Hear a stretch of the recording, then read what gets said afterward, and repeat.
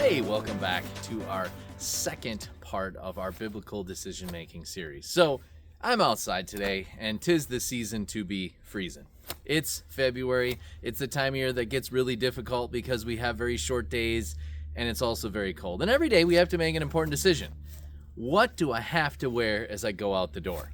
Now, of course, if you're my kids, you don't ever want to wear coats or hats or jackets or all these kind of things or gloves, but you make them put them on. But even as an adult, there are days where I'm like, oh, do I need to wear the heaviest coat today? Can I get away with a sweatshirt? Can I get away with a vest?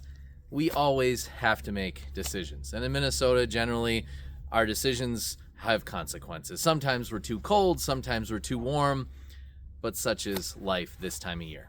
But something that's very predominant also this time of year is depression. It is difficult. This is when our days are short. This is when it's gray out. This is when everything is brown and dormant and we're not getting enough sun. So there are days when things are really difficult. Even making the simplest decision can be very tough on us, especially if we're dealing with depression or different things to that nature. Well, today I wanted to give us some more guidance out of the Bible. And today we're back in Exodus. So last month we talked a little bit about Moses. This month we're talking again about Moses, but a different part of his story.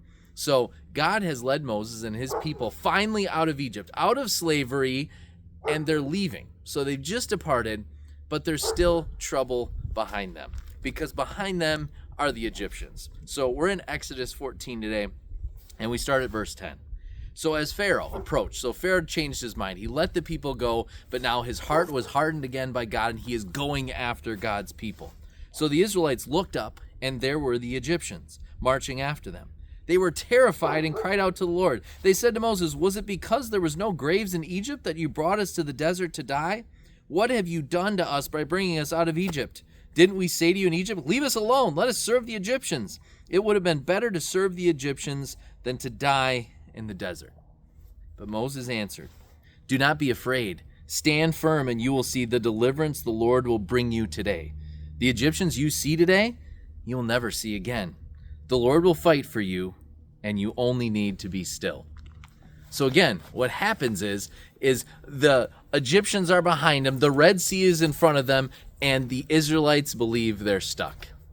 But Moses reminds them of something critically important. Even if you're stuck, even if you're struggling, even if you don't know if you're going to be able to make that next decision, we need to remember God's presence. We need to remember that we can trust in the Lord. Because then what happens next in the story? Well, eventually, God's people are right in front of the sea. And God says, "Put down your staff, Moses," and they part the Red Sea. God's people walk one step in front of the other across dry ground. See, that's one of the things that I want you to learn about decision making today. Sometimes when things get tough, you just need to realize you just need to make one decision. What's the next thing you're going to do? Don't put all the decisions in a big bucket and try to decide what you're going to do, but simplify things. Realize that the only decision you have to make is the next step forward. What is that next thing that you are going to do? What is the next right thing to move you forward? And then knowing whatever that step that you're taking, even if it's a difficult step, you're not doing it alone. Because we know the Israelites walked across on dry land. God was with them. God protected them. And God's doing the same to you. So if this video finds you today in a difficult spot, if you're one of those people that really struggles this time of year with depression, with different things, well, try to get outside. Try to see the sun. Take a step to reach out to an old friend and reconnect. Do some of those things to connect you to some of the other people in God's people. Because that's also what we see in this story, is the power of being together. It's the power of community. The Israelites get themselves riled up together, that they're worried, that they think they should have just died in Egypt. But then they also get through this together with the help of God. They walk across dry land together, putting one foot in front of another. So my prayer for you this week as you're making decisions, as you're deciding what to put on or what to wear for a coat to go outside, or maybe you're struggling with something much deeper when it comes to decisions, remember that God is with you.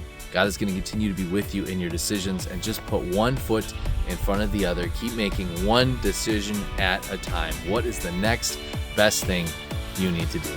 And may God continue to guide you in all those decisions.